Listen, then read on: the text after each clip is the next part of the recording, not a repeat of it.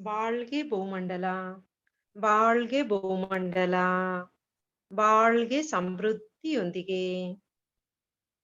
ಆತ್ಮೀಯ ಸ್ನೇಹಿತರೆ, ತತ್ವಜ್ಞಾನಿ ಗುರು ಯೋಗಿರಾಜ್ ವೇದಾದ್ರಿ ಮಹರ್ಷಿಯವರಿಗೆ ವಂದಿಸುತ್ತಾ, ದೈವದ ಕೃಪೆ ಗುರುವಿನ ಕೃಪೆ ಸದಾ ನಮ್ಮೊಂದಿಗೆ ಇರಲಿ ಎಂದು ಆಶಿಸುತ್ತಾ ಈ ಸಂಜೆಯ ಆಧ್ಯಾತ್ಮಿಕ ಅಧಿವೇಶನವನ್ನು ಆರಂಭಿಸೋಣ. ಆತ್ಮಸಂಗಮ ಕಾರ್ಯಕ್ರಮದಲ್ಲಿ ಭಾಗವಹಿಸಿರುವ ಎಲ್ಲಾ ಯೋಗ ಬಂಧುಗಳನ್ನು ವಿಶ್ವ ಸಮುದಾಯ ಸೇವಾ ಸಂಘ ಕರ್ನಾಟಕ ವಲಯದ ಪರವಾಗಿ ಹೃತ್ಪೂರ್ವಕವಾಗಿ ಸ್ವಾಗತಿಸುತ್ತೇನೆ. ಈ ಸಂಜೆಯ ಕಾರ್ಯಕ್ರಮದಲ್ಲಿ ನಮ್ಮೊಂದಿಗೆ ವಿಶ್ವ ಸಮುದಾಯ ಸೇವಾ ಸಂಘ ಸ್ಕೈಪ್ ಪ್ರಾಧ್ಯಾಪಕರಾದ ಶ್ರೀಯುತ ಪಂಪಾಪತಿ ಸಾರ್ ಅವರು ನಮ್ಮೊಂದಿಗೆ ಇದ್ದಾರೆ. ಇವರು BSc diploma in electronic and communication engineering ವಿದ್ಯಾರ್ಹತೆ ಹೊಂದಿದ್ದು, ಇವರು VRS from Indian air force as warrant officer. ಇವರು ನಮ್ಮ ಸ್ಕೈ ಯೋಗಕ್ಕೆ ಸೇರಿದಂತೆ 2014ರಲ್ಲಿ ಸ್ಕೈ ಯೋಗಕ್ಕೆ ಸೇರಿದಂತೆ ಸ್ಕೈ ಯೋಗಕ್ಕೆ ಸಂಬಂಧಿಸಿದಂತೆ ಮಾನವನ ಮಹತ್ವಕ್ಕಾಗಿ ಯೋಗ ಎಂಬ ವಿಷಯದಲ್ಲಿ ಡಿಪ್ಲೊಮಾ ಮತ್ತು ಅಡ್ವಾನ್ಸ್ ಡಿಪ್ಲೊಮಾವನ್ನು ಪೂರ್ಣಗೊಳಿಸಿದ್ದಾರೆ. ಇವರು ಆನೇಕಲ್ ವಿಶಾಲ ಕರ್ನಾಟಕ ಸ್ಕೈ ಟ್ರಸ್ಟ್ ಆನೇಕಲ್ ಹೊಸೂರು ಧ್ಯಾನ ಕೇಂದ್ರದಲ್ಲಿ ಸುಮಾರು 4 ವರ್ಷಗಳಿಂದ ಜನರಿಗೆ ಸ್ಕೈ ಯೋಗದ ಆಧ್ಯಾತ್ಮಿಕ ವಿದ್ಯೆಯನ್ನು ಕಲಿಸುತ್ತಿದ್ದಾರೆ.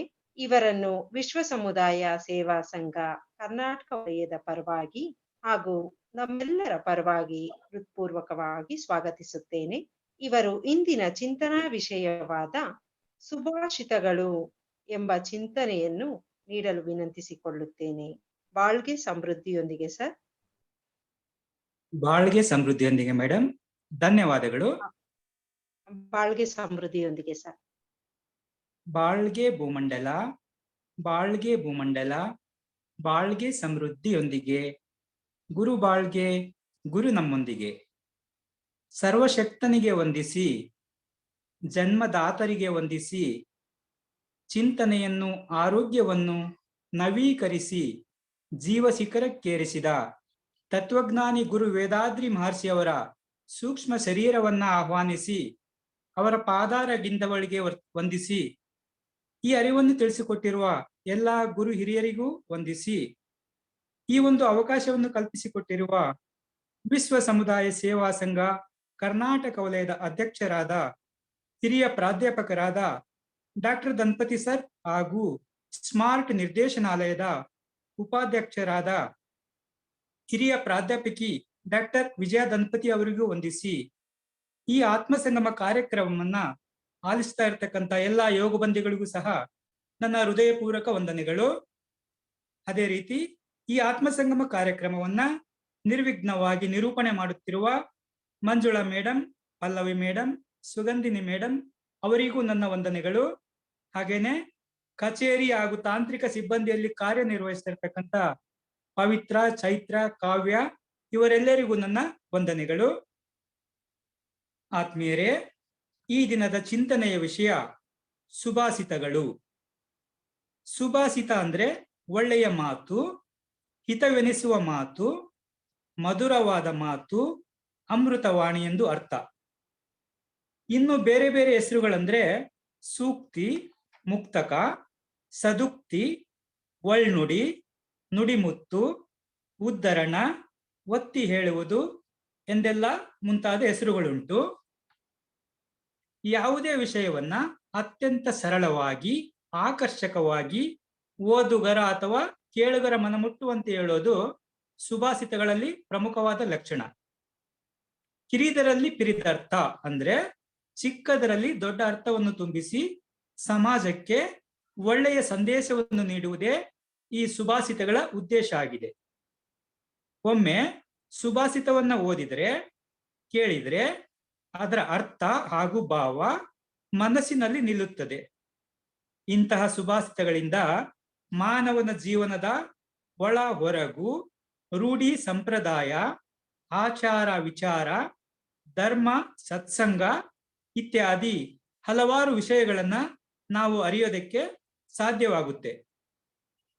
ಸ್ನೇಹಿತರೆ, ಇಂದಿನ ಕಾಲದ ಅಂದ್ರೆ ಪೂರ್ವಿಕರ ಕಾಲದ ಕೆಲವೊಂದು ಅಪರೂಪದ ಗ್ರಂಥಗಳು ನಮಗೆ ದೊರೆತಿಲ್ಲ.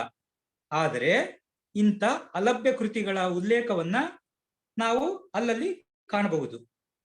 ಅವು ಹೇಗಂದ್ರೆ ಅಜ್ಞಾತ ಕವಿಗಳ ಕವನಗಳು ನಮಗೆ ಸುಭಾಷಿತಗಳ ರೂಪದಲ್ಲಿ ದೊರೆತಿವೆ. ಭಾರತೀಯ ಸಂಸ್ಕೃತಿಯಲ್ಲಿ ಈ ಸುಭಾಷಿತಗಳಿಗೆ ಆದಿ ಕಾಲದಿಂದಲೂ ಮಹತ್ವದ ಸ್ಥಾನವಿದೆ. ವಿದ್ವತ್ ಸಭೆಗಳಲ್ಲಿ, ರಾಜ ಮಹಾರಾಜರ ದರ್ಬಾರುಗಳಲ್ಲಿ ಸುಭಾಷಿತಗಳನ್ನ ಹೇಳುವ ಹಾಗೂ ಕೇಳುವ ಸಂಪ್ರದಾಯ ಇತ್ತು. ಈ ಸುಭಾಷಿತಗಳು ಅಥವಾ ನುಡಿಮುತ್ತಿಗಳು ವಾಕ್ಯ ರೂಪದಲ್ಲಿ ಅಷ್ಟೇ ಅಲ್ಲದೆ ವಚನ ರೂಪದಲ್ಲಿ, ಕವಿತೆಗಳ ರೂಪದಲ್ಲಿ, ಶ್ಲೋಕಗಳ ರೂಪದಲ್ಲೂ ಸಹ ಇರಬಹುದು. ನಮಗೆಲ್ಲ ಗೊತ್ತಿರುವಂತೆ ಬಸವಣ್ಣನವರ ವಚನಗಳು, ಡಿ.ವಿ. ಗುಂಡಪ್ಪನವರ ಕಗ್ಗ ಅಂದ್ರೆ ಕಾವ್ಯದ ರೂಪದಲ್ಲಿ, ಹಾಗೂ ಸರ್ವಜ್ಞನ ವಚನಗಳು ತ್ರಿಪದಿಗಳ ರೂಪದಲ್ಲಿ, ಭಗವದ್ಗೀತಾ ಮುಂತಾದವುಗಳಲ್ಲಿ ಬರುವಂತಹ ಸಂಸ್ಕೃತದ ಶ್ಲೋಕಗಳು ಸಹ ಚಿಕ್ಕ ಪದಗಳಲ್ಲಿ ವಿಶೇಷವಾದ ಭಾವಾರ್ಥಗಳನ್ನ ಒಳಗೊಂಡಿರ್ತವೆ. ಅದೇ ರೀತಿ ಗುರು ವೇದಾದ್ರಿ ಮಹರ್ಷಿಗಳ ಜ್ಞಾನ ಕಳಂಜಿಗಳ್ ಅನ್ನೋ ಪದ್ಯ ರೂಪದಲ್ಲಿರ್ತಕ್ಕಂಥ ನುಡಿಮುತ್ತುಗಳೇ ಆಗಿವೆ. ಹಾಗೇನೆ ಸಿದ್ಧ ಪುರುಷರುಗಳಾದಂತಹ ತಿರುಮೂಲ ರಚಿಸಿರುವ ತಿರುಮಂತ್ರದ ಕವನಗಳು, ತಿರುವಳ್ಳುವರ್ ಬರೆದಿರ್ತಕ್ಕಂಥ ತಿರುಕುರಳ್, ತಾವಿಮಾನವರ್, ಮಾಕೋಲಂ, ವಳ್ಳಲಾರ್ ಇವರೆಲ್ಲರ ಬರಹಗಳು ಸಹ ಒಳ ಅರ್ಥವನ್ನು ಹೊಂದಿರುವಂತಹ ಕವಿತೆಗಳೇ ಆಗಿವೆ ಅನ್ನೋದು ನಮಗೆಲ್ಲ ತಿಳಿದ ವಿಷಯನೇ ಆಗಿದೆ. ಈ ಸುಭಾಷಿತಗಳನ್ನ ಒಬ್ಬ ವ್ಯಕ್ತಿ ಬರೆದಿದ್ದು ಅಲ್ಲ ಅನ್ನೋದು ನಮಗೆ ಗೊತ್ತಾಯ್ತು. ಹಾಗೇನೆ ಇವುಗಳನ್ನ ಒಂದೇ ಕಾಲದಲ್ಲಿ ಸಹ ಬರೆದಕ್ಕೆ ಆಗಿಲ್ಲ. ಇವುಗಳನ್ನ ಬೇರೆ ಬೇರೆ ಕಾಲದಲ್ಲಿ ಬೇರೆ ಬೇರೆ ಸಂದರ್ಭ ಹಾಗೂ ಸನ್ನಿವೇಶಗಳಲ್ಲಿ ಬರೆದಿದ್ದಾರೆ. ಸಂತರು, ಮಹಾಪುರುಷರು, ದಾರ್ಶನಿಕರು, ತತ್ವಜ್ಞಾನಿಗಳು, ವಿಜ್ಞಾನಿಗಳು, ಶಿಕ್ಷಣ ತಜ್ಞರು, ಚಿಂತಕರು, ಅನುಭಾವಿಗಳು, ದಾಸಶ್ರೇಷ್ಠರು ಮುಂತಾದವರುಗಳಿಂದ ಈ ಸುಭಾಷಿತಗಳು ರಚನೆ ಆಗಿವೆ. ಅಥವಾ ಅವರ ಕೃತಿಗಳಿಂದ ಆರಿಸಿಕೊಂಡಂತಹ ನುಡಿಮುತ್ತುಗಳನ್ನೇ ನಾವು ಸುಭಾಷಿತಗಳು ಅಂತ ಹೇಳ್ತೀವಿ.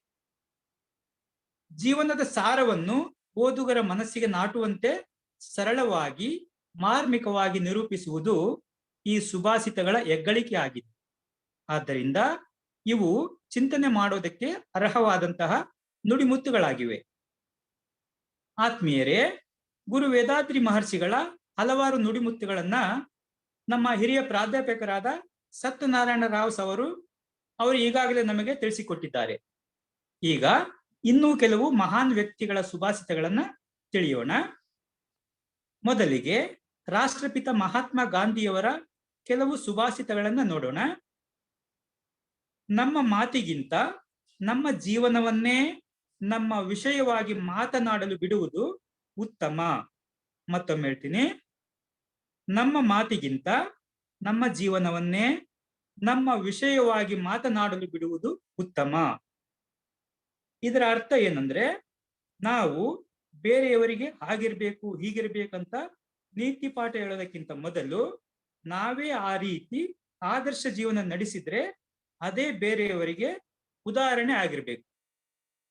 ಗಾಂಧೀಜಿಯವರು ಆ ರೀತಿ ಆದರ್ಶ ವ್ಯಕ್ತಿಯಾಗಿ ಎಷ್ಟೋ ಜನರಿಗೆ ಪ್ರೇರಣಾ ಶಕ್ತಿ ಆಗಿದ್ರು ಅನ್ನೋದು ನಮಗೆಲ್ಲ ತಿಳಿದ ವಿಷಯ.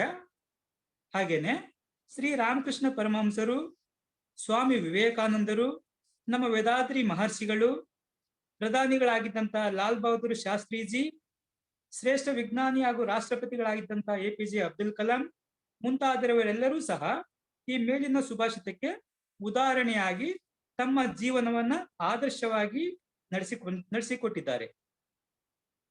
ಈಗ ಗಾಂಧೀಜಿಯವರೇ ಹೇಳಿದ ಇನ್ನೊಂದು ನುಡಿಮುತ್ತನ್ನ ನೋಡೋಣ. ಅರ್ಹರ ಮುಂದೆ ಕೊಂಕಿಲ್ಲದ ತಪ್ಪೊಪ್ಪಿಗೆ, ಮತ್ತೆ ಮಾಡೆನೆಂಬ ಭರವಸೆ, ಇದೇ ಪರಿಶುದ್ಧವಾದ ಪಶ್ಚಾತ್ತಾಪ. ಮತ್ತೊಮ್ಮೆ ಹೇಳ್ತೀನಿ, ಅರ್ಹರ ಮುಂದೆ ಕೊಂಕಿಲ್ಲದ ತಪ್ಪೊಪ್ಪಿಗೆ, ಮತ್ತೆ ಮಾಡೆನೆಂಬ ಭರವಸೆ, ಇದೇ ಪರಿಶುದ್ಧವಾದ ಪಶ್ಚಾತ್ತಾಪ. ಆತ್ಮೀಯರೇ, ಮಾನವರಾದ ನಾವೆಲ್ಲರೂ ಜೀವನದಲ್ಲಿ ಒಂದಿಲ್ಲೊಂದು ತಪ್ಪನ್ನ ತಿಳಿದೋ ತಿಳಿಯದೆಯೋ ಮಾಡುವುದು ಸಹಜ. ಆದರೆ ಆ ತಪ್ಪನ್ನ ಗ್ರಹಿಸಿ ಅದಕ್ಕೆ ಸಂಬಂಧಪಟ್ಟವರಲ್ಲಿ ಅದನ್ನು ಒಪ್ಪಿಕೊಂಡು ಕ್ಷಮೆ ಕೋರಬೇಕು. ಇನ್ನು ಮುಂದೆ ಅಂತಹ ತಪ್ಪು ಮಾಡುವುದಿಲ್ಲ ಎಂಬ ದೃಢ ಸಂಕಲ್ಪ ಮಾಡಿ ಸದಾ ಜಾಗೃತಿ ಸ್ಥಿತಿಯಲ್ಲಿರುವುದೇ ನಿಜವಾದಂತ ಪಶ್ಚಾತ್ತಾಪ ಆಗುತ್ತೆ. ಇದರಿಂದ ಆತ್ಮವು, ತಳಿ ಕೇಂದ್ರವು ಪರಿಶುದ್ಧವಾಗುತ್ತದೆ. ಇದಕ್ಕೆ ಸ್ವತಃ ಗಾಂಧೀಜಿ ಅವರೇ ಉದಾಹರಣೆ ಆಗಿದ್ರು. ಅವರು ತಮ್ಮ ಬಾಲ್ಯದಲ್ಲಿ ಕಲಿತ ಕೆಲವು ಕೆಟ್ಟ ಅಭ್ಯಾಸಗಳಿಂದಾಗಿ ಆ ತಪ್ಪನ್ನ ಅವರ ತಾಯಿ ತಂದೆಯ ಮುಂದೆ ಒಪ್ಪಿಕೊಂಡು ಕ್ಷಮೆ ಕೋರಿದರು. ಮತ್ತೆ ಆ ತಪ್ಪುಗಳನ್ನ ಮುಂದೆ ತಮ್ಮ ಜೀವನದಲ್ಲಿ ಎಂದೂ ಮಾಡದೇ ಇರುವಂತೆ ಪ್ರತಿಜ್ಞೆ ಮಾಡಿ ಅದೇ ರೀತಿ ಅವರು ನಡೆದರು. ಅಷ್ಟೇ ಅಲ್ಲದೆ ಅವರ ಆತ್ಮಚರಿತ್ರೆಯಾದಂತ ನನ್ನ ಸತ್ಯಾನ್ವೇಷಣೆ ಎಂಬ ಆತ್ಮಚರಿತ್ರೆಯಲ್ಲಿ ಇದನ್ನ ಅವರು ಹೇಳ್ಕೊಂಡಿದ್ದಾರೆ. ಈ ಸುಭಾಷಿತಕ್ಕೆ ಸಂಬಂಧಿಸಿದಂತೆ ತಳಿ ಕೇಂದ್ರದ ಪರಿಶುದ್ಧತೆ ಅನ್ನೋ ಪಾಠದಲ್ಲಿ ನಮ್ಮ ವೇದಾದ್ರಿ ಮಹರ್ಷಿಗಳು ಇದರ ಬಗ್ಗೆ ವಿವರವಾಗಿ ತಿಳಿಸಿಕೊಟ್ಟಿರೋದು ನಮಗೆಲ್ಲ ಗೊತ್ತಿದೆ. ಪಾಪದ ಅಚ್ಚೊತ್ತುಗಳನ್ನು ನೀಗಿಸುವ ಮಾರ್ಗ ವಿಧಾನಗಳಲ್ಲಿ ಪ್ರಾಯಶ್ಚಿತ್ತವೂ ಸಹ ಒಂದು ಎಂಬುದು ನಮಗೆ ಗೊತ್ತಿದೆ. ನೀಚ ಕಾರ್ಯಗಳನ್ನ ಬಿಟ್ಟು ಸತ್ಕಾರ್ಯಗಳಲ್ಲಿ ತೊಡಗಿಸಿಕೊಳ್ಳುವುದು, ಮಾಡಿದ ತಪ್ಪನ್ನ ಅರಿತು ಪಶ್ಚಾತ್ತಾಪ ಪಟ್ಟು ತನ್ನ ತಪ್ಪಿನಿಂದ ದುಃಖಿತರಾದವರಿಗೆ ಸಾಂತ್ವನ ಹೇಳುವುದು, ಪರಿಹಾರ ಕೊಡುವುದು, ಕ್ಷಮೆ ಯಾಚಿಸುವುದು, ಹೀಗೆ ಮಾಡುವಂತ ಕಾರ್ಯಗಳೆಲ್ಲವೂ ಸಹ ಪ್ರಾಯಶ್ಚಿತ್ತ ಎನಿಸುತ್ತವೆ. ಇದರಿಂದ ಪಾಪದ ಅಚ್ಚೊತ್ತುಗಳು ನೀಗಿ ತಳಿ ಕೇಂದ್ರ ಪರಿಶುದ್ಧ ಆಗುತ್ತದೆ. ಸ್ನೇಹಿತರೆ, ಈಗ ಗಾಂಧೀಜಿಯವರ ಇನ್ನೂ ಕೆಲವು ನುಡಿಮುತ್ತುಗಳನ್ನ ಹೇಳೋಣ. ಅವುಗಳಿಗೆಲ್ಲ ವಿವರಣೆ ಕೊಡೋದಕ್ಕೆ ಸಮಯ ಇಲ್ಲ, ಜಸ್ಟ್ ಹೇಳ್ಕೊಂತ ಹೋಗ್ತಾ ಇದ್ದೀನಿ. ಕೋಪದಿಂದ ಮಾಡಲಾಗದ ಕಾರ್ಯಕ್ಕೆ ತಾಳ್ಮೆಯಿಂದ ಯಶಸ್ಸು ಗಳಿಸಬಹುದು. ಪ್ರಕೃತಿ ಮಾನವನ ಅವಶ್ಯಕತೆಗಳನ್ನು ಪೂರೈಸುವಷ್ಟು ಸಮೃದ್ಧಿಯನ್ನ ಕೊಟ್ಟಿದೆ, ಆದರೆ ಅವನ ದುರಾಸೆಯನ್ನು ತೀರಿಸುವಷ್ಟು ಕೊಟ್ಟಿಲ್ಲ. ಮತ್ತೊಂದು, ನಾವು ಇತರರಿಗೆ ಮಾಡುವುದನ್ನೇ ದೇವರು ನಮಗೆ ಮಾಡುತ್ತಾನೆ. ನೆಕ್ಸ್ಟ್, ಕೋಪದಲ್ಲಿದ್ದಾಗ ಸತ್ಯಾಸತ್ಯತೆ ತಿಳಿಯುವುದಿಲ್ಲ.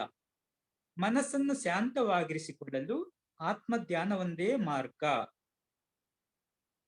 ಮತ್ತೊಂದು, ಹಣ ಖರ್ಚು ಮಾಡುವುದನ್ನು ಬರೆದಿಡು, ಆ ಖರ್ಚು ಅಗತ್ಯವೇ ಎಂಬುದನ್ನ ಯೋಚಿಸಿ ನೋಡು, ಆಗ ಮಿತವ್ಯಯ ತಂತಾನೆ ಕೈಗೂಡುತ್ತದೆ.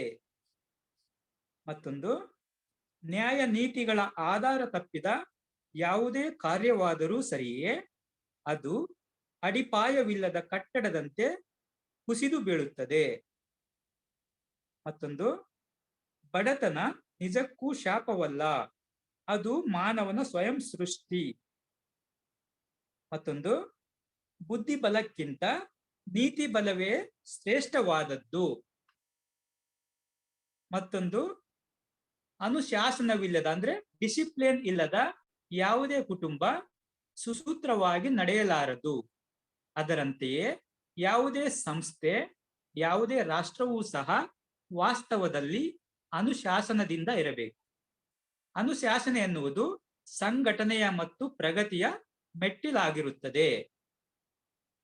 ಅನುಶಾಸನ ಎನ್ನುವುದು ಶಾರೀರಿಕವಾಗಿ, ಮಾನಸಿಕವಾಗಿ ಎರಡು ರೀತಿಯಲ್ಲಿರುತ್ತದೆ. ಯಾವುದೇ ವ್ಯಕ್ತಿಯ ಪ್ರಶಿಕ್ಷಣಕ್ಕೆ, ಪ್ರಗತಿಗೆ ಈ ಎರಡು ಅತಿ ಮುಖ್ಯವಾಗಿರುತ್ತವೆ.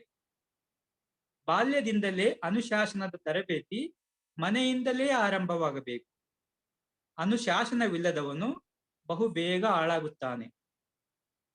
ಮತ್ತೊಂದು, ಅವಶ್ಯವಿಲ್ಲದ ವಸ್ತುವನ್ನು ಕೊಂಡರೆ ಅದನ್ನು ಇನ್ನೊಬ್ಬರಿಂದ ಅಪಹರಿಸಿದಂತೆಯೇ ಸರಿ. ಸರಳ ಜೀವನ ಮತ್ತು ಮೇಲ್ಮಟ್ಟದ ವಿಚಾರ ಮಾನವನನ್ನು ಮಹಾಮಾನವನನ್ನಾಗಿ ಮಾಡುತ್ತವೆ. ಬೇರೆಯವರು ನಮ್ಮ ಮಾತನ್ನು ಕೇಳಬೇಕು ಎನ್ನುವುದಾದರೆ ಮೊದಲು ಇತರರ ಮಾತನ್ನು ಕೇಳುವ ಗುಣ ನಮ್ಮಲ್ಲಿ ಬೆಳೆಸಿಕೊಳ್ಳಬೇಕು. ಅಗೋಚರನಾದ ಜೊತೆಗಾರ ನಮ್ಮೊಂದಿಗೆ ಸದಾ ಇರುತ್ತಾನೆ. ಆದ್ದರಿಂದ ಆ ಅಗೋಚರ ಶಕ್ತಿಯನ್ನು ಪ್ರಾರ್ಥಿಸು. ಆ ಪ್ರಾರ್ಥನೆಗಿರುವ ಶಕ್ತಿ ಅಪರಿಮಿತವಾದದ್ದು. ಮನುಷ್ಯ ತನ್ನ ದೌರ್ಬಲ್ಯದಿಂದಾಗಿ ಸ್ವಾತಂತ್ರ್ಯವನ್ನ ಕಳೆದುಕೊಳ್ಳುತ್ತಾನೆ. ಈ ಸುಭಾಷಿತಗಳೆಲ್ಲವೂ ಗಾಂಧೀಜಿಯವರ ಕೆಲವು ನುಡಿಮುತ್ತುಗಳಾಗಿದ್ವು. ಆತ್ಮೀಯರೇ, ಈಗ ಪ್ರಸಿದ್ಧ ವಿಜ್ಞಾನಿ ಆಲ್ಬರ್ಟ್ ಐನ್ಸ್ಟೈನ್ ಅವರ ಕೆಲವೊಂದು ನುಡಿಮುತ್ತುಗಳನ್ನ ತಿಳಿಯೋಣ. ಅದಕ್ಕೂ ಮೊದಲು ಅವರ ಬಗ್ಗೆ ಒಂದು ಕಿರು ಪರಿಚಯವನ್ನ ಕೊಡಲು ಇಚ್ಛಿಸ್ತೇನೆ. ಆಲ್ಬರ್ಟ್ ಐನ್ಸ್ಟೈನ್ ಅವರು ಗಾಂಧೀಜಿಯವರ ಅಹಿಂಸಾ ತತ್ವವನ್ನು ಒಪ್ಪಿದವರಾಗಿದ್ರು. ಹಾಗೇನೆ ಆಧ್ಯಾತ್ಮದಲ್ಲಿ ಆಳವಾದ ಒಲವನ್ನ ಹೊಂದಿದವರು. ನಮ್ಮಲ್ಲಿ ಬಹಳಷ್ಟು ಜನರಿಗೆ ತಿಳಿದಿರೋದೇನೆಂದ್ರೆ, ವಿಜ್ಞಾನಿಗಳು ಸಾಮಾನ್ಯವಾಗಿ ನಾಸ್ತಿಕರಾಗಿರ್ತಾರೆ. ಅವರು ದೇವರನ್ನ ನಂಬೋದಿಲ್ಲ, ಅವರಿಗೆ ಮನುಷ್ಯ ಸಹಜವಾದಂತಹ ಭಾವನೆಗಳು ಇರೋದಿಲ್ಲ ಅನ್ನೋದು. ಆದರೆ ಐನ್ಸ್ಟೈನ್ ಅವರು ಇದಕ್ಕೆ ವಿರುದ್ಧವಾಗಿದ್ರು. ತಮ್ಮ 12ನೇ ವಯಸ್ಸಿನಲ್ಲಿಯೇ ನಿರಾಕಾರನಾದ ದೈವದ ಬಗ್ಗೆ ಪದ್ಯಗಳನ್ನ ಬರೆದು ಹಾಡುತ್ತಿದ್ದರು. ಇವರು ಜನಿಸಿದ್ದು 1879 ಮಾರ್ಚ್ 14ರಂದು ಜರ್ಮನಿ ದೇಶದಲ್ಲಿ. ಅಂದ್ರೆ ಇವರು ಗಾಂಧೀಜಿ ಅವರಿಗಿಂತ 10 ವರ್ಷ ಚಿಕ್ಕವರಾಗಿದ್ರು, ಅವರ ಸಮಕಾಲೀನರಾಗಿದ್ರು. ಇವರು ಗಾಂಧೀಜಿಯವರ ಪ್ರಭಾವಕ್ಕೆ ಒಳಗಾಗಿ ಅವರೊಂದಿಗೆ ಪತ್ರದ ಮೂಲಕ ತಮ್ಮ ಚಿಂತನೆಗಳನ್ನ ಹಂಚಿಕೊಳ್ತಾ ಇದ್ರು, ಆಧ್ಯಾತ್ಮಿಕ ಚಿಂತನೆಗಳನ್ನ. ನೊಬೆಲ್ ಪ್ರಶಸ್ತಿ ಪಡೆದ ವಿಜ್ಞಾನಿಯಾದಂತ ಆಲ್ಬರ್ಟ್ ಐನ್ಸ್ಟೈನ್ ಅವರ ಪ್ರಮುಖ ಸಂಶೋಧನೆಗಳಂದ್ರೆ ಥಿಯರಿ ಆಫ್ ರಿಲೇಟಿವಿಟಿ, ಅಂದ್ರೆ ಸಾಪೇಕ್ಷ ಸಿದ್ಧಾಂತ ಅಂತ ಹೇಳ್ತೀವಿ. ಇನ್ನೊಂದು quantum theory of photo electric effect, ಅಂದ್ರೆ ಬೆಳಕಿನ ಕಣ ಸಿದ್ಧಾಂತ. ಹಾಗೂ E=mc² ಅನ್ನುವ ಅಣು ವಿದಳನ ಸಿದ್ಧಾಂತ. ಈ ಸಿದ್ಧಾಂತ ಏನ್ ಹೇಳುತ್ತಂದ್ರೆ, ಒಂದು ಅಣುವನ್ನ ಸತತವಾಗಿ ವಿಭಜನೆ ಮಾಡುತ್ತಾ ಹೋದ್ರೆ ಆ ಪ್ರಕ್ರಿಯೆಯಲ್ಲಿ ಅಪಾರವಾದ ಅಣುಶಕ್ತಿ ಉತ್ಪತ್ತಿಯಾಗುತ್ತೆ. ಅವರ ಈ ಸಂಶೋಧನೆ ಮಾನವನ ಒಳಿತಿಗಾಗಿ ಉಪಯೋಗಿಸಬೇಕಂತ ಕಂಡಿಡಿದ್ರು. ಆದರೆ ಇದನ್ನ ಅಮೆರಿಕ ದೇಶ ಮಾನವನ ವಿನಾಶಕ್ಕಾಗಿ ಬಳಸಿ 2ನೇ ಮಹಾಯುದ್ಧದಲ್ಲಿ ಜಪಾನ್ ದೇಶದ ಹಿರೋಶಿಮಾ ಹಾಗೂ ನಾಗಸಾಕಿ ಪಟ್ಟಣಗಳ ಮೇಲೆ ಅಣುಬಾಂಬ್ ಹಾಕಿ ಲಕ್ಷಾಂತರ ಜನರ ಜೀವ ಹಾಗೂ ಸಂಪತ್ತನ್ನ ನಾಶ ಮಾಡಿತ್ತು.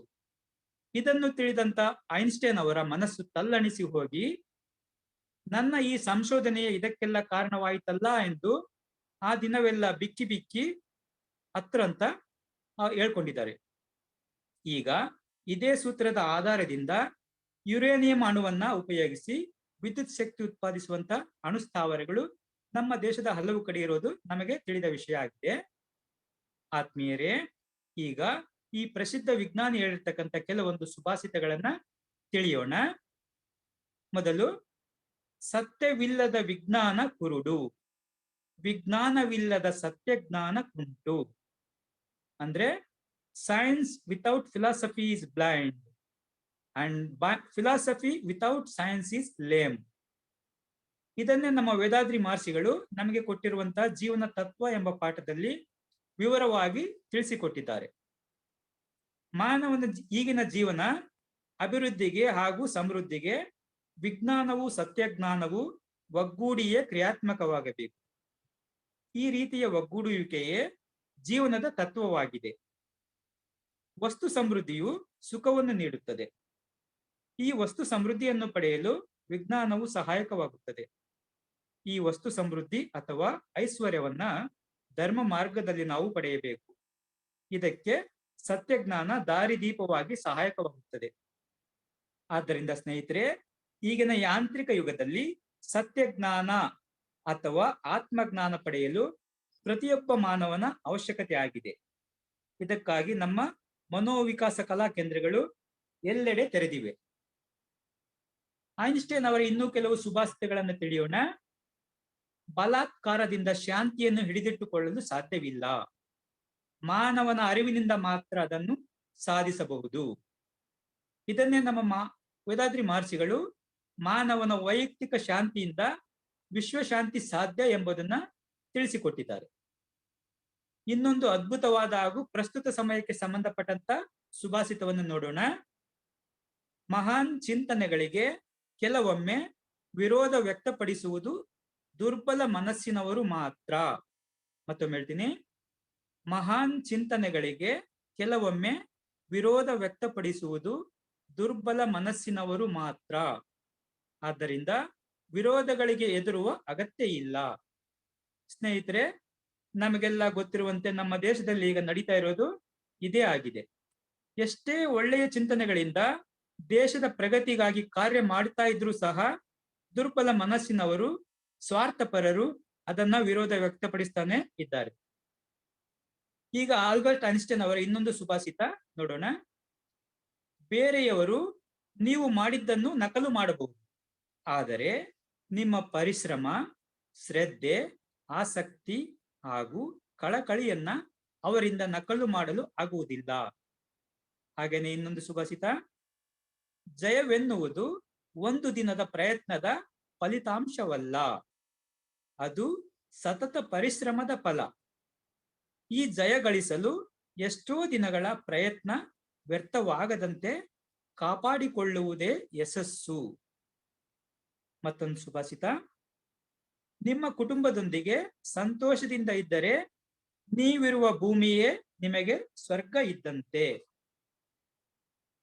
ಆತ್ಮೀಯರೇ, ಈಗ ತಿರುವಳ್ಳುವರ್ ಅವರ ಪರಿಚಯ ಹಾಗೂ ಕೆಲವೊಂದು ಸುಭಾಷಿತಗಳನ್ನ ತಿಳಿಯೋಣ. ತಮಿಳುನಾಡಿನಲ್ಲಿ ಜೀವಿಸಿದಂತಹ ಹಲವಾರು ಜ್ಞಾನಿಗಳಲ್ಲಿ ತಿರುವಳ್ಳುವರ್ ಒಬ್ಬರು. ಇವರು ಜೀವಿಸಿದ್ದ ಕಾಲ ಅಂದ್ರೆ ಸುಮಾರು 2000 ವರ್ಷಗಳಿಗೆ ಮೊದಲು ಅಂತ ಹೇಳ್ತಾರೆ. ಹಾಗೇನೆ ಇವರು ಹುಟ್ಟಿದ ಊರು ದಕ್ಷಿಣ ಮಧುರೈ ಅಥವಾ ಮೈಲಾಪುರ್ ಅಂತ ಹೇಳ್ತಾರೆ. ತಿರುವಳ್ಳುವರು ಸಹ ನಮ್ಮ ವೇದಾದ್ರಿ ಮಹರ್ಷಿಗಳಂತೆ ನೇಯ್ಗೆ ಉದ್ಯೋಗದಲ್ಲಿದ್ದವರು. ಇವರ ಬಾಳ ಸಂಗಾತಿಯ ಹೆಸರು ವಾಸುಕಿಯಮ್ಮ. ವೇದಾದ್ರ ಮಹರ್ಷಿಗಳ ಅನಿಸಿಕೆ ಪ್ರಕಾರ ಜ್ಞಾನ ಮಾರ್ಗವನ್ನ ತೋರಿದ ಮಹಾನ್ಗಳಲ್ಲಿ ಆಗಿರ್ತಕ್ಕಂಥವ್ರು ತಿರುವಳ್ಳುವರ್. ತಮ್ಮ ಸ್ಪಷ್ಟ ಅಭಿಪ್ರಾಯಗಳನ್ನ ವಿವರಿಸಿ ಮಾನವನ ಚಿಂತನೆಯನ್ನ ಸತ್ಯದ ಹಾದಿಗೆ ತಿರುಗಿಸಿದವರು. ಇಂದ್ರಿಯಾಕರ್ಷಣೆಯ ಭ್ರಾಂತಿಯಿಂದ ಎಚ್ಚರವಾಗಿ ಆತ್ಮದ ಗ್ರಹಿಕೆ ಪಡೆಯಲು ದಾರಿ ತೋರಿಸಿದವರು ತಿರುವಳ್ಳುವರ್. ದೈವ ನೆಲೆಯ ಬಗ್ಗೆ ವಿವರಿಸುವಂತೆ ತಿರುವಳ್ಳುವರ್ ಬಗ್ಗೆ ಕೆಲವರು ಕೇಳಿದಾಗ ಅವರು ಈ ರೀತಿ ಹೇಳ್ತಾರೆ, ದಾರವನ್ನು ನೆಕ್ಕಿ ಸವರುವ ಮುಗ್ಧ, ಅರಿವನೇನು ದೈವದ ಲೀಲಾ ವಿನೋದಗಳನ್ನ. ಅಂದ್ರೆ ನೇಯ್ಗೆ ಉದ್ಯೋಗದಲ್ಲಿರುವವರು ಕತ್ತರಿಸಿ ಹೋದ ದಾರವನ್ನು ನಾಲಿಗೆಯಲ್ಲಿಟ್ಟು ಎಂಜಲು ಹಚ್ಚಿ ಸೇರಿಸ್ತಾರೆ. ಅಂತಹ ಉದ್ಯೋಗ ಮಾಡುತ್ತಿರುವ ನಾನು ಮಾನವನ ಕರ್ಮಗಳ ಕಳೆದು ತನ್ನೊಡನೆ ಐಕ್ಯವಾಗಿಸಿಕೊಳ್ಳುವ ಮಹಾ ಕರುಣಿ ದೈವದ ಲೀಲಾ ವಿನೋದಗಳನ್ನ ವಿವರಿಸಲು ಸಾಧ್ಯವೇ ಅಂತ ಕೇಳ್ತಾರೆ. ಉದ್ಯೋಗದಿಂದ ಪಡೆದ ಅರಿವನ್ನ ಜ್ಞಾನದ ಜೊತೆ ಬೆರೆಸುತ್ತಾರೆ. ಅದರಂತೆಯೇ ವೇದಾದ್ರ ಮಹರ್ಷಿಗಳು ಸಹ ಮಗ್ಗದ ಬಗ್ಗೆ ಇರುವ ಅಭಿಪ್ರಾಯಗಳನ್ನ ತಮ್ಮ ಕವಿತೆಗಳಲ್ಲಿ ಹೀಗೆ ಹೇಳ್ಕೊಂಡಿದ್ದಾರೆ. ದೇವನು ಎಲ್ಲೆಲ್ಲೂ ಇದ್ದಾನೆ ಎಂಬುದಕ್ಕೆ ಅವರು ಈ ರೀತಿ ಹೇಳಿದ್ದಾರೆ, ದಾರ ಬಟ್ಟೆಯಲ್ಲಿ ಹಾಸು ಒಕ್ಕಾಗಿ ಇರುವಂತೆ ಬೆಸೆದು ಇದ್ದಾನೆ. ಸ್ನೇಹಿತರೆ, ಈಗ ತಿರುಕುರಳ್ ಅನ್ನೋದು ತಿರುವಳ್ಳುವರು ಬರೆದಂತ ಗ್ರಂಥ ಅಂತ ನಮ್ಗೆ ಗೊತ್ತಿದೆ. ಇದು 133 ಅಧ್ಯಾಯಗಳನ್ನ ಹಾಗೂ 1330 ಕವಿತೆಗಳನ್ನ ಒಳಗೊಂಡಿದೆ. ಇದು 2 ಸಾಲಿನ ಪದ್ಯದ ರೂಪದಲ್ಲಿದೆ. ಇದರಲ್ಲಿ ವಿಶ್ವದ ಜನರ ಜೀವನಕ್ಕೆ ಬೇಕಾದಂತಹ ದೃಢ ವಸ್ತುಗಳಾದ ಧರ್ಮ, ಸಂಪತ್ತು, ಸುಖ ಎಂಬ 3 ಬಗ್ಗೆ ವಿವರಣೆಯನ್ನ ಹೊಂದಿದೆ. ಹಾಗಾಗಿ ಇದನ್ನ ಧರ್ಮತ್ರಯವೆಂದು ಹೇಳಲಾಗಿದೆ. ತಿರುಕುರಳ್ ಒಂದು ಸತ್ಯ ವಿವರಣಾ ಗ್ರಂಥ. ಜೀವನದ ಎಲ್ಲಾ ಕ್ಷೇತ್ರಗಳನ್ನ ಬೆರೆಸಿ ತಿಳಿಸುವಂತ ಗ್ರಂಥವನ್ನು ಸತ್ಯವರಿತ ಮಹಾಜ್ಞಾನಗಳಿಂದ ಮಾತ್ರ ಬರೆಯಲು ಸಾಧ್ಯ. ಈ ರೀತಿ ನಮ್ಮ ವೇದಾದ್ರಿ ಮಹರ್ಷಿಗಳು ಹೇಳಿದ್ದಾರೆ. ಈ ಗ್ರಂಥವು ಒಂದು ಪರಿಪೂರ್ಣವಾದ ಜೀವನವನ್ನು ತಿಳಿಸುವಂತ ಗ್ರಂಥ. ಈ ಗ್ರಂಥಕರ್ತರು ಸತ್ಯ ಗ್ರಹಿಸಿದ ಮಹಾಜ್ಞಾನಿ ಎಂಬುದು ಖಚಿತ. ಈ ರೀತಿ ವೇದಾದ್ರಿ ಮಹರ್ಷಿಗಳು ತಿರುವಳ್ಳುವರ್ ಅವರನ್ನ ಹೊಗಳಿ ಹೇಳಿದ್ದಾರೆ. ಆತ್ಮೀಯರೇ, ಈಗ ತಿರುಕುರಳ್ನಲ್ಲಿರ್ತಕ್ಕಂಥ ಕೆಲವು ನುಡಿಮುತ್ತುಗಳನ್ನ ನೋಡೋಣ. ಅಕಾರ ಮೊದಲು ಅಕ್ಷರಂಗಳಿಗೆಲ್ಲ, ಆದಿ ಭಗವಂತನೇ ಮೊದಲು ಲೋಕಕ್ಕೆಲ್ಲ. ಇದು ತಿರುಕುರಳ್ನಲ್ಲಿ ಬರ್ತಕ್ಕಂಥ ಮೊದಲನೇ ಅಧ್ಯಾಯದ ಮೊದಲ ಕುರುಳಾಗಿದೆ. ಈ ಕುರುಳ್ನ ಅರ್ಥ ಏನಂದ್ರೆ, ಅಕ್ಷರಗಳಿಗೆಲ್ಲ ಮೊದಲನೆಯ ಅಕ್ಷರ ಆ ಎಂಬುದು. ಅದರಂತೆಯೇ ವಿಶ್ವಕ್ಕೆ ಆದಿಯಾಗಿರುವುದು ಆ ಭಗವಂತನೇ, ಆದರೆ ದೈವನೆಲೆಯೇ ಆಗಿದೆ. ಶಕ್ತಿ ಮತ್ತು ಚೇತನದ ಸೇರುವಿಕೆಯ ಸ್ಥಿತಿಗಳಾಗಿರ್ತಕ್ಕಂಥ ಪ್ರಪಂಚ ಭಗವಂತನೆಂಬ ಸತ್ಯವಸ್ತು ಆಗಿರುವಂತಹ ಸ್ಥಿತಿಯೇ ವಿಕಾಸವೇ ಎಂಬುದನ್ನ ಈ ಕರಳ್ ಮೂಲಕ ವಿವರಿಸಿದ್ದಾರೆ. ಕುರುಳ್ನಲ್ಲಿ ಇನ್ನೊಂದು ನುಡಿಮುತ್ತು ಈ ರೀತಿ ಇದೆ. ಸುಜ್ಞಾನದೆಂ ಸುಧಾರಣೆ ದೊರಕುವುದು, ಅರಿವನರಿತರೆ ಹಾಗೆ ನಡೆದರೆ ಸಂಯಮ ಫಲಿಸುವುದು. ಇನ್ನೊಂದು ಕುರುಳ್ ನೋಡೋಣ. ಸಂಯಮವು ಅಮರರ ನಡುವೆ ಇರಿಸುವುದು, ಅಡಕವಿಲ್ಲದೆರೆ ಕಗ್ಗತ್ತೆಲೆಯಲ್ಲಿ ನೂಕಿ ಬಿಡುವುದು. ಈ ನುಡಿಮತ್ತುಗಳಿಗೆ ಶ್ರೇಷ್ಠವಾದ ವಿವರಣೆಯನ್ನ ನಮ್ಮ ತತ್ವಜ್ಞಾನಿ ವೇದಾಂತಿ ಮಹರ್ಷಿಗಳು ಈ ರೀತಿ ನೀಡಿದ್ದಾರೆ. ಅಹಂಕಾರವು ಅಡಗದಿದ್ದರೆ ಅದು ಜೀವನದಲ್ಲಿ ಹಲವಾರು ಸಂಕಟಗಳಿಗೆ ಒಳಗಾಗುವಂತೆ ಮಾಡುತ್ತದೆ. ಅಹಂಕಾರವು ಇಲ್ಲದಿದ್ದಾಗ ಅರಿವನ್ನು ಅರಿಯುತ್ತದೆ. ಆ ಅರಿವು ಸ್ಥಾಯಿ ಸ್ಥಿತಿಯಾದ ಸತ್ಯ ವಸ್ತುವಲ್ಲದೆ ಬೇರೆಯಲ್ಲ ಎಂಬ ಸತ್ಯವನ್ನ ಗ್ರಹಿಸುತ್ತದೆ.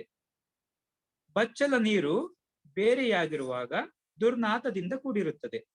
ಆದರೆ ಅದೇ ನೀರು ಸಮುದ್ರದೊಡನೆ ಬೆರೆತಾಗ ಕಳಂಕವಿಲ್ಲದೆ ತಾನೂ ಸಮುದ್ರವಾಗಿ ಬದಲಾಗುತ್ತದೆ. ಅದರಂತೆಯೇ ಅಹಂಕಾರದಿಂದ ಕಳಂಕಿತವಾದ ಮನಸ್ಸು ತನ್ನನ್ನು ಅರಿವೆನೆಂದು ದೈವ ನೆಲೆ ಎಂದು ಗ್ರಹಿಸುವಾಗ ಪವಿತ್ರವಾದ ದೈವ ಗುಣಗಳಾಗಿಯೇ ಬದಲಾಗಿ ಶ್ರೇಷ್ಠತೆ ಪಡೆಯುತ್ತದೆ. ದೈವೀಕತೆಯನ್ನು ಪಡೆದು ಬಿಟ್ಟರೆ ತೃಪ್ತಿ, ಶಾಂತಿ ಉಂಟಾಗುತ್ತದೆ. ಈ ಭಾಗ್ಯವನ್ನು ಪಡೆಯುವುದಕ್ಕಾಗಿಯೇ ಅಹಂಕಾರವನ್ನು ಸ್ಥಿರವಾಗಿ ಅಡಗಿಸಬೇಕು. ಇದರಿಂದ ದೈವಿಕ ಗುಣಗಳಾದ ಪ್ರೀತಿ, ಕರುಣೆ ಹೆಚ್ಚುತ್ತವೆ. ತಿರುವಳ್ಳುವರವರ ಇನ್ನೂ ಕೆಲವು ನುಡಿಮುತ್ತುಗಳು ಈ ರೀತಿ ಇವೆ. ಚಿಕ್ಕ ಚಿಕ್ಕ ಕೆಲಸಗಳನ್ನ ಶ್ರದ್ಧೆಯಿಂದ ಮಾಡಿದರೆ ತಕ್ಕ ಪ್ರತಿಫಲ ಸಿಕ್ಕೇ ಸಿಗುತ್ತದೆ. ಚಿಕ್ಕ ಒಡೆತಗಳಿಂದಲೇ ಕೊನೆಯಲ್ಲಿ ಬಂಡೆ ಪುಡಿಯಾಗುತ್ತದೆ ಅಲ್ಲವೇ? ಇನ್ನೊಂದು, ನಮ್ಮ ಶತ್ರುಗಳನ್ನ ಕ್ಷಮಿಸಿ ಬಿಡಬೇಕು. ಆಗ ಅವರಿಗೆ ಬರುವ ಕೋಪಕ್ಕಿಂತ ದೊಡ್ಡ ಶಿಕ್ಷೆ ಇನ್ನೊಂದಿರಲಾರದು. ದ್ವೇಷ ಎಂದರೆ ನಾವು ವಿಷವನ್ನ ಸೇವಿಸಿ ಬೇರೆಯವರು ಸಾಯಲಿ ಎಂದು ಬಯಸಿದಂತೆ. ದ್ವೇಷಕ್ಕೆ ಬಲಿಯಾಗುವವರು ನಾವು. ದ್ವೇಷ ಮೊದಲು ನಮ್ಮನ್ನೇ ಸಾಯಿಸಿ ಬಿಡುತ್ತದೆ. ಮತ್ತೊಂದು, ಪರೀಕ್ಷಿಸದೆ ಒಬ್ಬರನ್ನು ನಂಬುವುದು, ನಂಬಿದವರನ್ನ ಅನುಮಾನಿಸುವುದು ದುಃಖ ತರುವ ಕೆಲಸಗಳಾಗಿವೆ. ನಮ್ಮ ಕ್ರಿಯೆಗಳಿಗೆ ನಮ್ಮ ಚಿಂತನೆಯೇ ಮೂಲ. ಹಾಗಾಗಿ ಮನಸ್ಸಿನಲ್ಲಿ ಸದಾ ಒಳ್ಳೆಯ ಹಾಗೂ ಶುದ್ಧವಾದ ಚಿಂತನೆ ಹರಿದಾಡುತ್ತಿರಬೇಕು. ಮಗನನ್ನು ಎತ್ತಾಗ ತಾಯಿಗೆ ಆಗುವ ಸಂತೋಷಕ್ಕಿಂತಲೂ ಮಿಗಿಲಾದ ಸಂತೋಷ ತನ್ನ ಮಗ ಸದ್ಗುಣ ಸಂಪನ್ನನೆಂದು ಇತರರು ಹೇಳಿದಾಗ ಸಿಗುತ್ತದೆ. ಒಳ್ಳೆಯ ಮಾತು, ಪ್ರೀತಿಯ ಕರುಣೆಗಳಿಂದ ಪ್ರಾಣಿಗಳೂ ಸಹ ಆಕರ್ಷಿತವಾಗುತ್ತವೆ. ನಾಳೆಗಳು ಎಷ್ಟೋ ಇರುವೆ, ಇಂದು ಎನ್ನುವುದು ಈ ದಿನ ಮಾತ್ರ ಆಗಿದೆ. ಆದ್ದರಿಂದ ನಮ್ಮ ಜೊತೆ ಇರುವ ಈ ದಿನವನ್ನ ಸರಿಯಾಗಿ ಬಳಸಿಕೊಳ್ಳಬೇಕು. ಇಂದು ಒಂದು ಸುಳ್ಳು ಹೇಳಿ ಖುಷಿ ಪಡಬಹುದು, ಆದರೆ ನಾಳೆಯೂ ಸಹ ಇನ್ನೊಂದು ಸುಳ್ಳು ಹೇಳಬೇಕಾಗುತ್ತದೆ. ಲೋಕದೊಂದಿಗೆ ಹೊಂದಿಕೊಂಡು ನಡೆಯುವುದನ್ನು ಕಲಿಯದವರು ಹಲವು ಕಲಿತರೂ ಸಹ ಅರಿವಿಲ್ಲದವರಾಗುತ್ತಾರೆ. ಮತ್ತೊಂದು, ಮನುಷ್ಯ ಹೇಗೆ ಸತ್ತಿದ್ದಾನೆ ಎಂಬುದು ಮುಖ್ಯವಲ್ಲ, ಅವನು ಹೇಗೆ ಜೀವಿಸಿದ್ದ ಎನ್ನುವುದೇ ಮುಖ್ಯವಾಗುತ್ತದೆ. ಎಲ್ಲಿಂದ ಬಂದಿದ್ದೇವೆಯೋ ಅಲ್ಲಿಗೆ ನಾವು ಹಿಂದಿರುಗಿ ಹೋಗಬೇಕಾಗುತ್ತದೆ. ಆದ್ದರಿಂದ ನಾವು ಬಂದಿದ್ದು ಎಲ್ಲಿಂದ ಎಂಬುದನ್ನ ಅರಿಯುವುದು ಜೀವನದ ಮುಖ್ಯ ಉದ್ದೇಶ ಆಗಬೇಕು. ತನ್ನ ರೊಟ್ಟಿಯನ್ನ ಇನ್ನೊಬ್ಬರೊಂದಿಗೆ ಹಂಚಿಕೊಂಡು ತಿನ್ನುವವನಿಗೆ ಹಸಿವಿನ ಬಾಧೆ ಎಂದೂ ಇರುವುದಿಲ್ಲ. ಆತ್ಮೀಯರೇ, ತಿರುವಳ್ಳುವರ್ ಅವರ ಇಷ್ಟೆಲ್ಲ ಸುಭಾಷಿತಗಳನ್ನ ತಿಳಿದುಕೊಂಡ್ವಿ. ಈಗ ಸಂಸ್ಕೃತದಲ್ಲಿರ್ತಕ್ಕಂಥ ಕೆಲವೊಂದು ಶ್ಲೋಕದಲ್ಲಿರ್ತಕ್ಕಂಥ ಸುಭಾಷಿತಗಳನ್ನ ನೋಡೋಣ. ಅತಿ ಕುಪಿತ ಅತಿ ಸುಜನ ಯೋಗೇನ ಮೃದು ಭವಂತಿ ನತು ನೀಚ ಹೇಮ್ನಂ ಕಠಿಣಶಾಪಿ ದ್ವವನೋಪಾಯೋಸಿತ ನ ತೃಣಾನಾಂ. ಇದನ್ನ ಸುಭಾಷಿತ ರತ್ನ ಭಂಡಾರ ಅನ್ನೋ ಗ್ರಂಥದಿಂದ ಆರಿಸಿಕೊಳ್ಳಲಾಗಿದೆ. ಈ ಶ್ಲೋಕದ ಭಾವಾರ್ಥ ಈ ರೀತಿ ಇದೆ. ಸಜ್ಜನರಿಗೂ ನೀಚರಿಗೂ ಇರುವ ಭೇದವನ್ನ ಉದಾಹರಣೆಗಳ ಮೂಲಕ ಇದರಲ್ಲಿ ಚಿತ್ರಿಸಲಾಗಿದೆ. ಸಜ್ಜನರಿಗೆ ಸಾಮಾನ್ಯವಾಗಿ ಕೋಪ ಎಂಬುದೇ ಬಾರದು. ಅವರು ಶಾಂತ ಮನೋಭಾವದವರಾಗಿರ್ತಾರೆ. ಒಮ್ಮೊಮ್ಮೆ ಆಗಿ ಕೋಪ ಉದ್ಭವಿಸಿದ್ರು ಸಹ ಕೆಲವೇ ಕ್ಷಣಗಳಲ್ಲಿ ಆ ಕೋಪವನ್ನು ನಿಗ್ರಹಿಸುವಂತ ಸಾಮರ್ಥ್ಯ ಅವರು ಹೊಂದಿರ್ತಾರೆ. ತಾವೇ ತಮ್ಮ ಸ್ವಸಾಮರ್ಥ್ಯದಿಂದ ಅಂತರಂಗ ಪರಿಶೀಲನೆ ಮಾಡಿಕೊಂಡು ಎಂದಿನಂತೆ ಸಹಜ ಶಾಂತ ಸ್ವಭಾವಕ್ಕೆ ಬರ್ತಾರೆ. ಸಜ್ಜನರದು ಚಿನ್ನದಂತ ಗುಣ ಅನ್ನೋದನ್ನ ನಾವು ಕೇಳಿರ್ತೀವಿ. ಅದು ಹೆಂಗಂದ್ರೆ, ಚಿನ್ನ ಸ್ವಭಾವದಲ್ಲಿ ಕಠಿಣವಾಗಿರುತ್ತೆ, ಆದರೆ ಅದನ್ನ ಕರಗಿಸಲೂಬಹುದು ಮತ್ತೆ ಮೊದಲ ಸ್ವರೂಪಕ್ಕೆ ತರಲೂಬಹುದು. ಆದರೆ ದುರ್ಜನರು ಅಥವಾ ನೀಚರು ಬೇಗ ಕೋಪಿಷ್ಠರಾಗಿರ್ತಾರೆ. ಅವರಿಗೆ ತಮ್ಮಲ್ಲಿ ಉದ್ಭವವಾದಂತಹ ಕೋಪವನ್ನ ತಡೆಯುವ ಸಾಮರ್ಥ್ಯ ಇರೋದಿಲ್ಲ. ಕೋಪೋದ್ರೇಕದಲ್ಲಿ ತಮಗೆ ಅರಿವಿಲ್ಲದಂತೆ ಹಲವಾರು ಅಚಾತುರ್ಯದ ಅಪಾಯಕಾರಕ ಕಾರ್ಯಗಳನ್ನ ಮಾಡ್ತಾರೆ. ಇಂಥವರನ್ನ ಈ ಸುಭಾಷಿತದಲ್ಲಿ ಹುಲ್ಲು ಕಡ್ಡಿಗೆ ಹೋಲಿಸಲಾಗಿದೆ. ಈ ಹುಲ್ಲು ಕಡ್ಡಿ ಕೋಪ ಎಂಬ ಬೆಂಕಿಗೆ ಸಿಕ್ಕಾಗ ವಿಜ್ಞಾನದಲ್ಲಿ ರಾಸಾಯನಿಕ ಬದಲಾವಣೆ ಆಗುವಂತೆ ಮೊದಲ ಸ್ವರೂಪವನ್ನ ಸಂಪೂರ್ಣವಾಗಿ ಕಳೆದುಕೊಂಡು ಬೂದಿಯಾಗಿ ಬದಲಾವಣೆ ಹೊಂದುತ್ತದೆ. ಅಂದರೆ ದುರ್ಜನರು ಈ ಕೋಪದಿಂದ ಸರ್ವನಾಶ ಹೊಂದುತ್ತಾರೆ. ಇದನ್ನ ಸಂಕ್ಷಿಪ್ತವಾಗಿ ಹೇಳೋದಾದ್ರೆ, ಸಜ್ಜನರ ಸ್ವಭಾವ ಅಂದ್ರೆ ಮನೋನಿಗ್ರಹ, ದುರ್ಜನರ ಸ್ವಭಾವ ಅಂದ್ರೆ ಮನಸ್ಸಿಗೆ ಅಧೀನರಾಗಿ ಅದರ ಗುಲಾಮರಾಗಿರೋದು. ಸ್ನೇಹಿತರೆ, ಇನ್ನೊಂದು ಸುಭಾಷಿತವನ್ನು ನೋಡೋಣ. ಅನ್ನದಾನಂ ಪರಂ ದಾನಂ ವಿದ್ಯಾದಾನ ಮತಃ ಪರಂ ಅನ್ನೇನ ಕ್ಷಣಿಕಾ ತೃಪ್ತಿ ಯಾವ ಜೀವಂತ ವಿದ್ಯೆಯ. ಇದನ್ನೇ ನಮ್ಮ ಸರ್ವಜ್ಞ ಕವಿ ಈ ರೀತಿ ಹೇಳಿದ್ದಾನೆ. ಅನ್ನ ದಾನದ ಮುಂದೆ ಇನ್ನು ದಾನವು ಉಂಟೆ. ನಿಜ, ದಾನಗಳಲ್ಲಿ ಅನ್ನದಾನವೇ ಶ್ರೇಷ್ಠವಾಗಿದೆ. ಕಾರಣ, ಮಾನವನ ಜೀವನದಲ್ಲಿ ರಥ ನಡೆಸಲು ಸಾರಥಿಯಾದ ನಮಗೆ ಶಕ್ತಿ ಸಾಮರ್ಥ್ಯ ಬರುವುದು ಅನ್ನದಿಂದಲೇ. ಅನ್ನ ಬಲದಲ್ಲೇ ಕರ್ಮಗಳೆಲ್ಲವೂ ಅಡಗಿವೆ. ರೈತರನ್ನ ಅನ್ನದಾತ ಅನ್ನೋದು ಸಹ ಈ ಕಾರಣದಿಂದ ಆಗಿದೆ. ಇದಕ್ಕಿಂತಲೂ ಮಿಗಿಲಾದುದು ವಿದ್ಯಾದಾನ. ಅನ್ನ ದೇಹ ಬಲವನ್ನ ಸಮೃದ್ಧಿಗೊಳಿಸುತ್ತದೆ, ವಿದ್ಯೆ ಬುದ್ಧಿ ಬಲವನ್ನ ವೃದ್ಧಿಗೊಳಿಸುತ್ತದೆ. ಇದೆಲ್ಲವನ್ನು ಅರಿತೆ ಕವಿ ಸೋಮೇಶ್ವರನು ತನ್ನ ಶತಕದಲ್ಲಿ ಈ ರೀತಿ ಹೇಳ್ಕೊಂಡಿದ್ದಾನೆ. ಮಕ್ಕಳಿಗೆ ಅಕ್ಕರ ವಿದ್ಯೆಗಳ ಕಲಿಸದಿರ್ದೊಡೆ ಕೊಂದಂ ಲಕ್ಕ ದನಮಿರಲು ಕೆಡುಗುಂ ಚಿಕ್ಕಂದಿನ ವಿದ್ಯೆ ಪೊರಗು ಚೂಡಾರತ್ನ. ಅಂದ್ರೆ ತಂದೆ ತಾಯಿಯಾದವರು ತಮ್ಮ ಮಕ್ಕಳಿಗೆ ಅಕ್ಷರ ವಿದ್ಯೆಯನ್ನ ಕಲಿಸದಿದ್ದರೆ ಲಕ್ಷಗಟ್ಟಲೆ ಹಣವಿದ್ರೂ ಸಹ ಅವರನ್ನ ಕೊಂದ ಹಾಗೆ. ಚಿಕ್ಕಂದಿನಲ್ಲಿ ಕಲಿಸುವ ವಿದ್ಯೆಯೇ ಅವರ ಭವಿಷ್ಯದಲ್ಲಿ ಅವರನ್ನ ಕಾಪಾಡೋದು. ಅಂದ ಮೇಲೆ ವಿದ್ಯಾದಾನವು ಒಂದು ರೀತಿಯಲ್ಲಿ ಅನ್ನದಾನಕ್ಕಿಂತಲೂ ಮಿಗಿಲೆನಿಸಿದಂತೆಯೇ ತಾನೇ. ಸಂಕ್ಷಿಪ್ತವಾಗಿ ಹೇಳೋದಾದ್ರೆ, ಅನ್ನದಾನವು ಶ್ರೇಷ್ಠ ದಾನ. ಅದಕ್ಕಿಂತಲೂ ಶ್ರೇಷ್ಠವೆನಿಸಿದು ವಿದ್ಯಾದಾನ ಅಥವಾ ಒಳ್ಳೆಯ ಅರಿವನ್ನು ಕೊಡುವುದು. ಅನ್ನದಿಂದ ಕ್ಷಣಿಕವಾದ ತೃಪ್ತಿ ಸಿಗುತ್ತದೆ, ಆದರೆ ಜ್ಞಾನಾರ್ಜನೆಯಿಂದ ಬಾಳಿನುದ್ದಕ್ಕೂ ನಾವು ತೃಪ್ತಿಯನ್ನ ಪಡೆಯಬಹುದು. ಇನ್ನೊಂದು ಸುಭಾಷಿತ ನೋಡೋಣ ಸ್ನೇಹಿತರೆ. ಅನಾದ್ಯಂತ ತುಸಾತೃಷ್ಣ ಅಂತರ್ದೇಹ ಗತಾನೃಣಾಂ ವಿನಾಶತಿ ಭೂತಾನಿ ಅಯೋನಿಜ ಇವಾನಿಲ. ಮಾನವನಾದವನಿಗೆ ಜೀವನದಲ್ಲಿ ಆಸೆ ಇರಬೇಕು. ಅದನ್ನೇ ಹಿಂದಿ ಕಾದಂಬರಿಕಾರ ಸಾಮ್ರಾಟನೆನಿಸಿದಂತಹ ಮುನ್ಸಿ ಪ್ರೇಮ್ಚಂದ್ ಈ ರೀತಿ ಹೇಳಿದ್ದಾರೆ. ಆಶಾ ಉತ್ಸಾಹಕ್ಕೆ ಜನನಿ ಹೈ. ಅಂದರೆ ಆಸೆಯೇ ಉತ್ಸಾಹದ ಜನನಿ ಆಗಿದೆ. ಆಸೆ ಇದ್ದಾಗಲೇ ತಾನೇ ನಾವು ಉತ್ಸಾಹದಿಂದ ಇರಲು ಸಾಧ್ಯವಾಗುವುದು. ಆಸೆಯನ್ನು ನೀತಿ ಸಮ್ಮತವಾಗಿಸುವ ಅನ್ನುವ ಪಾಠದಲ್ಲಿ ನಮ್ಮ ವೇದಾದ್ರಿ ಮಹರ್ಷಿಗಳು ಇದರ ಬಗ್ಗೆ ಸವಿಸ್ತಾರವಾಗಿ ತಿಳಿಸಿಕೊಟ್ಟಿದ್ದಾರೆ. ಆಸೆ ಇರಬೇಕು, ಅದು ನೀತಿ ಸಮ್ಮತವಾಗಿರ್ಬೇಕು, ಆದರೆ ದುರಾಸೆ ಎಂದೆಂದಿಗೂ ಇರಬಾರದು. Too much is always too bad ಎಂಬಂತೆ ಯಾವುದೇ ಅತಿ ಆದರೂ ಸಹ ಅದು ಕೇಡಿಗೆ ಕಾರಣ ಆಗುತ್ತೆ. ದುರಾಸೆಯೇ ದುಃಖಕ್ಕೆ ಮೂಲವಾಗುತ್ತೆ. ಅದನ್ನೇ ಅತಿ ಆಸೆ ಗತಿ ಕೆಡಿಸಿತು ಅಂತ ಹೇಳಿದ್ದಾರೆ. ಹೀಗೆ ಆಸೆಗೆ ಮಾನವನಾದವನು ತನ್ನ ಜೀವನದಲ್ಲಿ ಒಂದು ಮಿತಿ ಇಟ್ಟುಕೊಂಡಿರ್ಬೇಕು. ಅದನ್ನು ಹೆಚ್ಚಿಸುತ್ತಾ ಹೋದಂತೆ ತನ್ನ ವಿನಾಶಕ್ಕೆ ತಾನೇ ಕಾರಣ ಆಗುತ್ತಾನೆ. ದುರಾಸೆ ಎಂಬುದು ಕೊನೆ ಮೊದಲಿಲ್ಲದ ಒಂದು ದಳ್ಳುರಿ, ಅಂದ್ರೆ ದೊಡ್ಡ ಉರಿ ಇದ್ದಂಗೆ. ಆ ದಳ್ಳುರಿಗೆ ಮಾನವನು ಸಿಲುಕಿದನೆಂದರೆ ಭಸ್ಮಾಸುರನು ಸುಟ್ಟು ಬೂದಿ ಆದಂತೆ ತಾನೂ ಸಹ ಸುಟ್ಟು ಬೂದಿ ಆಗಿ ಹೋಗುವನು. ದುರಾಸೆ ಎಂಬ ದಳ್ಳುರಿಯೇ ಮಾನವನ ಜೀವನದಲ್ಲಿ ಸರ್ವನಾಶಕ್ಕೆ ಕಾರಣ ಆಗೋದು. ಈ ದುರಾಶೆಯನ್ನು ಮಾನವನಾದವನು ತೃಪ್ತಿಯಾಗಿ ಬದಲಾಯಿಸಬೇಕು. ಆಗ ಮಾತ್ರ ಜೀವನ ಸುಖಕರವಾಗುತ್ತೆ. ದುರಾಸೆ ಕೆಲವೊಮ್ಮೆ ದುರ್ಮಾರ್ಗಕ್ಕೆ ಎಳೆಯುತ್ತೆ. ತನ್ನ ಕೇಡಿಗೆ ತಾನೇ ಕಾರಣವಾಗುವಂತೆ ಪ್ರೇರೇಪಣೆ ನೀಡುತ್ತೆ. ಇದಕ್ಕೆ ಉದಾಹರಣೆಗಳು ನಮಗೆ ಬಹಳಷ್ಟು ಗೊತ್ತಿದೆ. ಅವೇನಂದ್ರೆ, ತಾನು ಮುಟ್ಟಿದ್ದೆಲ್ಲ ಚಿನ್ನ ಆಗುವಂತಹ ಹೊರಪಡೆದ ರಾಜ ಮೈದಾಸನ ಕತೆ ನಮಗೆಲ್ಲ ತಿಳಿದಿದೆ. ಅದೇ ರೀತಿ ತಾನು ಎಷ್ಟು ದೂರ ಓಡಿದ್ರು ಸಹ ಆ ಭೂಮಿಯೆಲ್ಲ ತನ್ನದೇ ಆಗುತ್ತಂತ ಒಬ್ಬ ರಾಜ ಹೇಳಿದಾಗ ಒಬ್ಬನು ಓಡಿ ಓಡಿ ಓಡಿ ಕೊನೆಗೆ ತನ್ನ ಪ್ರಾಣವನ್ನೇ ಬಿಟ್ಟ. ಅದೇ ರೀತಿ ಚಿನ್ನದ ಮೊಟ್ಟೆ ಇರ್ತಕ್ಕಂಥ ಕೋಳಿ ಕತೆ ಸಹ ನಮಗೆಲ್ಲ ಗೊತ್ತಿದೆ ಸ್ನೇಹಿತರೆ. ಕೊನೆಯದಾಗಿ ಇನ್ನೊಂದು ಸುಭಾಷಿತವನ್ನ ನೋಡೋಣ. ಅನುಷ್ಠಿತ ಶಾಪರಾಧ್ಯಸನ ದ್ವಿಗಪೋ ದ್ವಿಗುಣಿ ಕರೋತ್ಪದಾತ್ಮಂ. ಇದರ ಭಾವಾರ್ಥ ಅಂದ್ರೆ ಅಪರಾಧವನ್ನು ಮಾಡುವುದೇ ಅಕ್ಷಮ್ಯ. ಒಂದು ವೇಳೆ ತಿಳಿದೋ ತಿಳಿಯದೆಯೋ ಅಪರಾಧ ಮಾಡಿದಾಗ ಮಾಡಿದ ಅಪರಾಧವನ್ನು ಹೃತ್ಪೂರ್ವಕವಾಗಿ ಒಪ್ಪಿಕೊಳ್ಳಬೇಕು.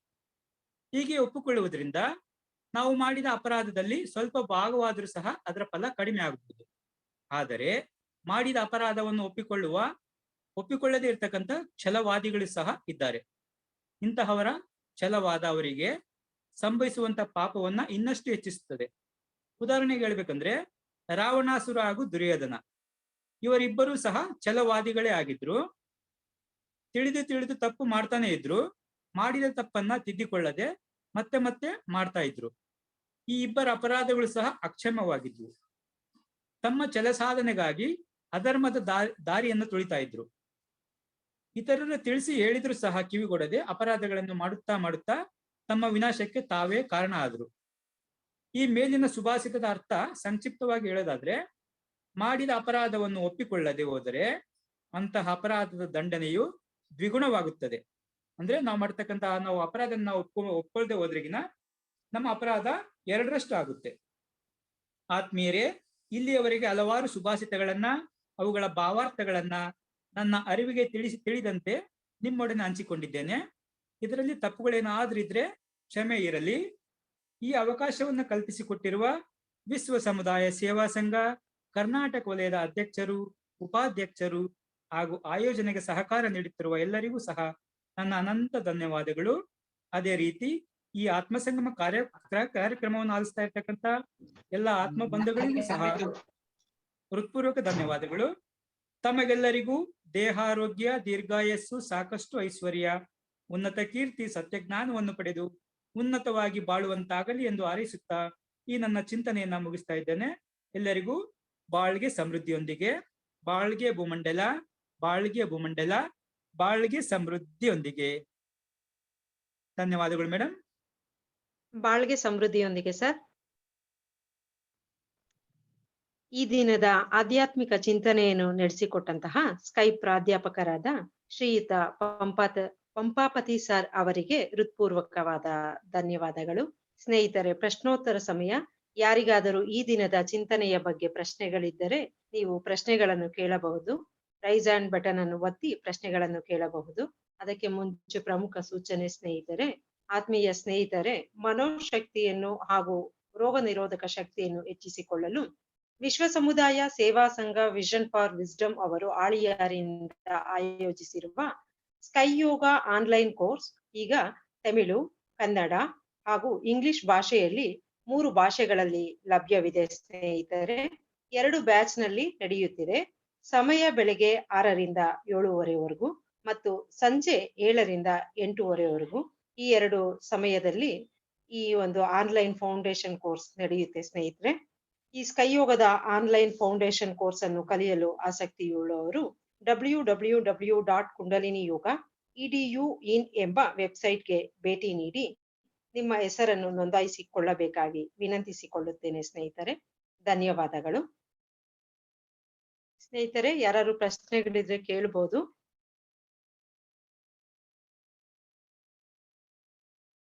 ಸರ್, ಯಾರು ಹ್ಯಾಂಡ್ ರೈಸ್ ಮಾಡಿಲ್ಲ ಸರ್.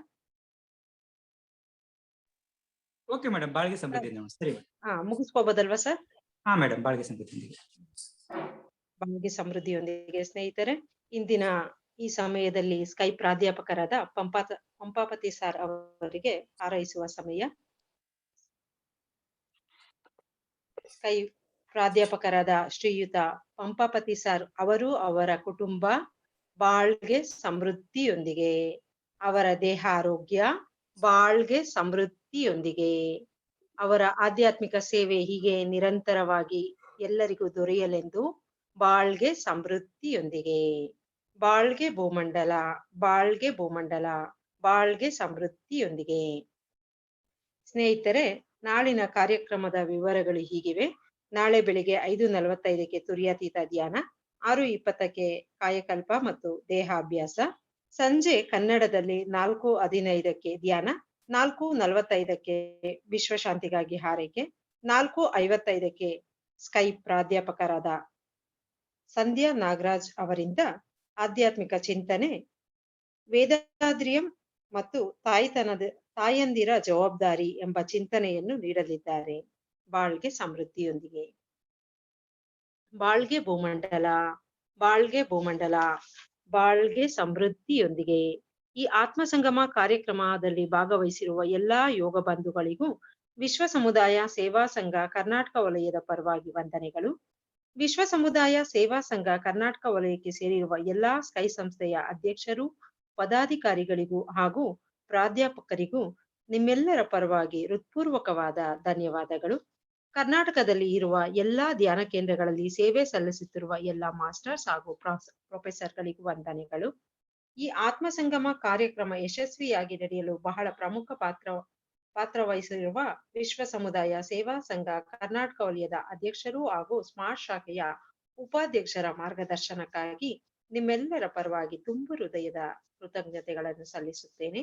ಎಲ್ಲರಿಗೂ ದೈವಿಕ ಮಹಾಶಕ್ತಿಯ ಕರುಣೆಯಿಂದ ದೇಹ ಆರೋಗ್ಯ, ದೀರ್ಘಾಯುಷ್ಯು, ಸಾಕಷ್ಟು ಐಶ್ವರ್ಯ, ಉನ್ನತವಾದ ಕೀರ್ತಿ, ಸತ್ಯ ಜ್ಞಾನ ಪಡೆದು ಉನ್ನತವಾಗಿ ಬಾಳುವಂತಾಗೋಣ. ಬಾಳ್ಗೆ ಸಮೃದ್ಧಿಯೊಂದಿಗೆ. ಸ್ನೇಹಿತರೆ, ಈಗ ವಿಶ್ವಶಾಂತಿ ಪ್ರಾರ್ಥನೆಯೊಂದಿಗೆ ಇಂದಿನ ಕಾರ್ಯಕ್ರಮವನ್ನು ಮುಕ್ತಾಯಗೊಳಿಸಿಕೊಳ್ಳೋಣ. ಸರ್ವೇ ಜನ ಸುಖಿನೋ ಭವಂತು. ಬಾಳ್ಗೆ ಸಮೃದ್ಧಿಯೊಂದಿಗೆ.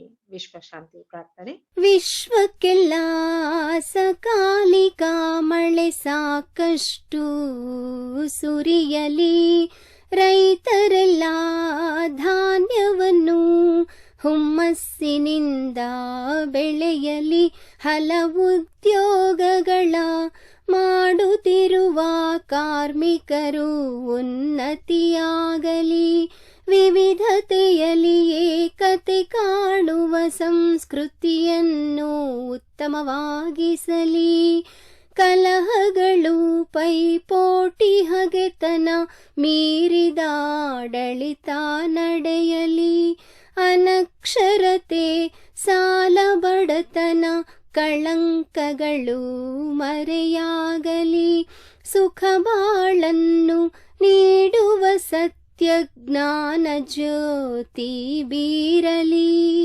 ನಮ್ಮ ಕರ್ತವ್ಯ ಧಾರ್ಮಿಕ ಬಾಳ್ವೆಯ ಗುರಿಯನ್ನೇ ಉತ್ತಮವಾಗಿಸಲಿ, ನಮ್ಮ ಕರ್ತವ್ಯ ಧಾರ್ಮಿಕ ಬಾಳ್ವೆಯ ಗುರಿಯನ್ನೇ ಉತ್ತಮವಾಗಿಸಲಿ, ನಮ್ಮ ಕರ್ತವ್ಯ ಧಾರ್ಮಿಕ ಬಾಳ್ವೆಯ ಗುರಿಯನ್ನೇ ಉತ್ತಮವಾಗಿಸಲಿ. ಬಾಳ್ಗೆ ಭೂಮಂಡಲ, ಬಾಳ್ಗೆ ಭೂಮಂಡಲ, ಬಾಳ್ಗೆ